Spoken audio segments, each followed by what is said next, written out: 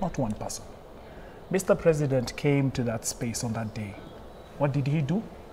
Retrench some people from coming online. 2, restrict people from coming on board.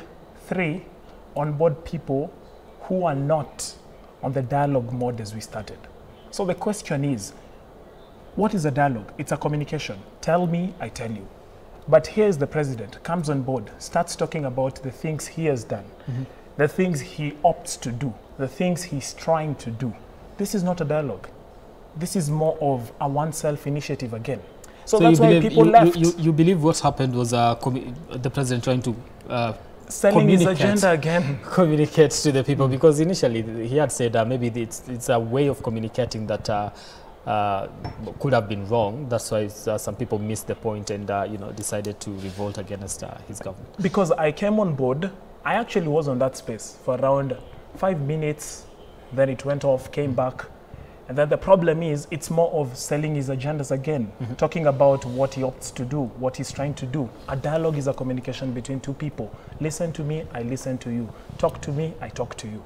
2, I'd like to ask, that was the golden opportunity that we had. Did we misuse it? No.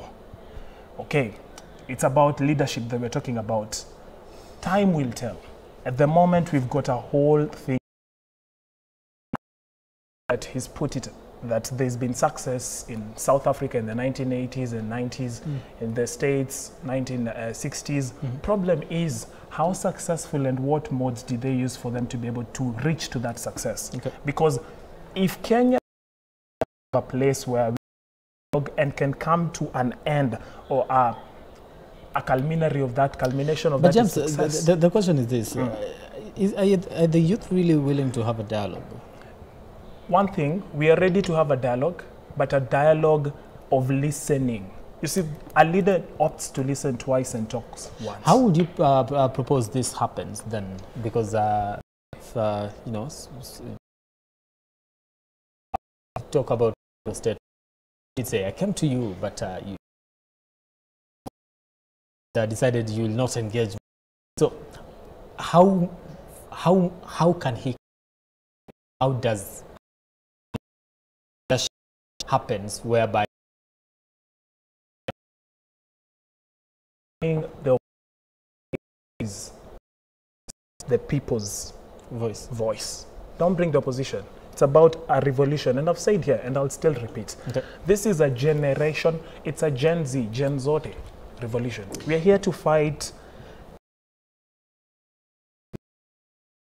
of accountability, a fight of we want, and we are definitely, as he was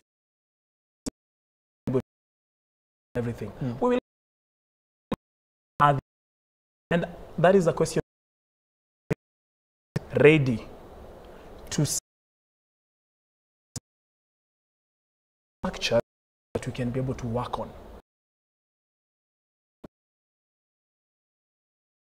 Again and again.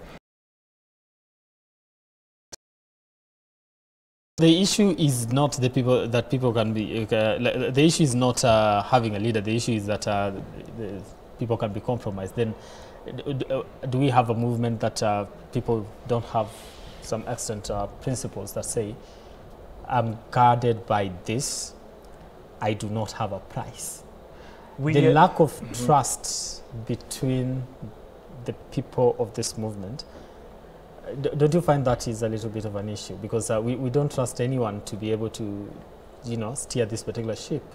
Just like if we, then that have principles. Because we've seen people that would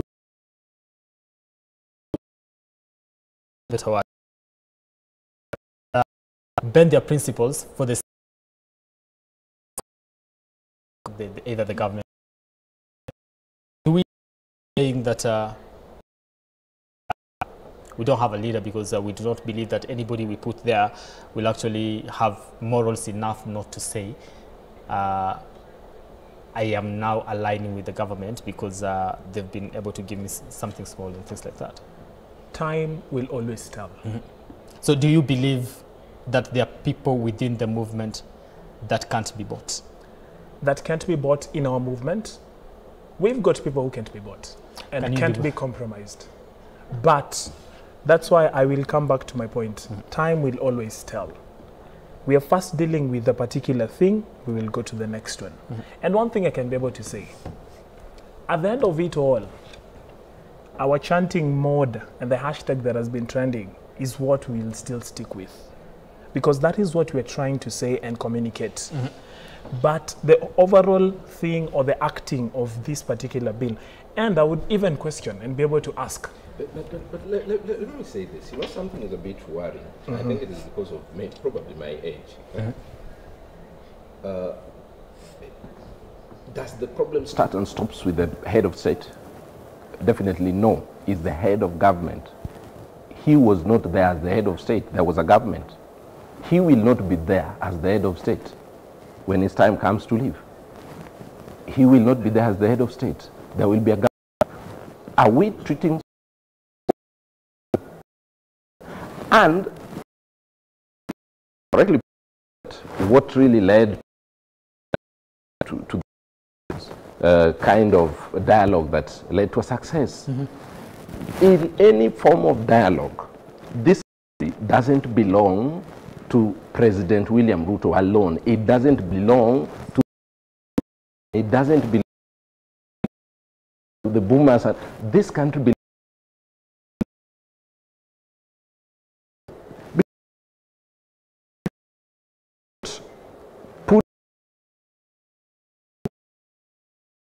The only is to talk to one group.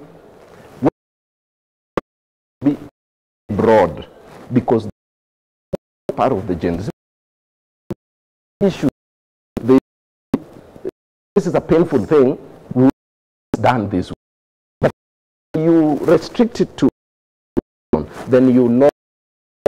What if bring in the Gen Z without the opposition, which has over 7 million people following them religiously in this country, going by the votes, then you lock them out. Then what are you, when they arise now and say, well, you've had your conversation with the Gen Z, it is now our time as the opposition to have a conversation with you. Will a country move? Okay, go.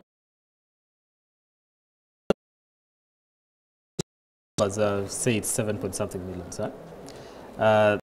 So does the government in terms of by what we saw in the last election. Yeah. But you see, the movement that we're experiencing right now and saying this is a Gen Z movement and, you know, millennials and Gen Zs, some of them just belong to these numbers, just have decided, by the way, we are not going to do party politics or follow certain politicians. It is not like the Gen Z just woke up from, you know, born the other day and now decided that we are going to revolt against the political class when it comes to the people that are following the president and the people that are following the opposition leader. The concept here is not about Hold on on that particular point. I want to cross over to the CBD where our reporter David Kagina in speed on has been happening there. We've seen of people, you know, running.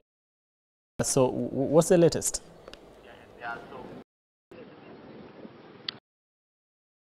Running we witnessed earlier between the border and the Nairobi, rather who in those the convoy on border who are said not be from around being you know, repelled from within the CBD, are now demonstrators taking charge on foot, demonstrating and shouting chants against the. They later then proceeded highway down towards Nyayo Stadium. We followed them up to that point, and what we can assure you is that police officers were there on standby to dispersing the group entirely, some being forced to run into Nyayo Stadium as they try to look for their way from there, some dispersing, taking Bunyala Road, taking different routes, just avoiding contact with police officers who appeared to be on standby. Large masses of people were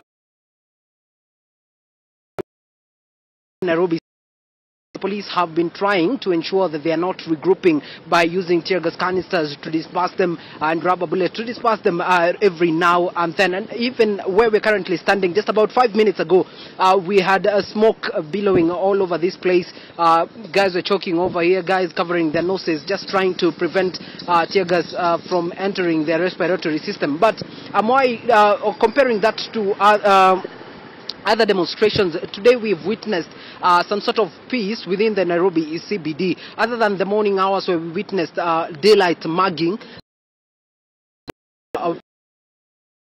part of the demonstration on with their business. Tattoo operators have been going on with their businesses, taxi operators have been going on with their businesses, and even some of the shops have had the guts to open and the confidence to open their business and run as usual. Has to some extent calmed down. Demonstrations have taken the initial, and people would continue with their. Now Amoy will continue conspiring here. Back to you. Of course. Thank you so much, David Kagina. I did see someone behind you holding a placard saying killing women, but they seem to have left. Wanted to know whether that's the reason as well taking to the streets today. Thank you so much, Kagina, for that particular report. So continue following that and actually bringing you up to date with what is happening in other parts of the CBD, of Nairobi rather, because we are in different areas with the reporters camping just. But we get back as far as these protests are concerned. Before I let you engage in this, going back to the dialogue, how do we go about it? Because at the end of the day, we need to have a solution to the issues that are facing the nation. Then if all of us have a hard stance in terms of how to go about it, then we might not find the solution that we're seeking. The whole idea about revolution is the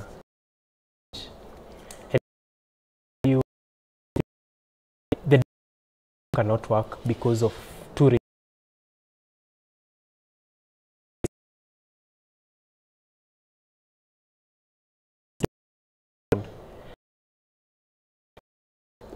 Looking at the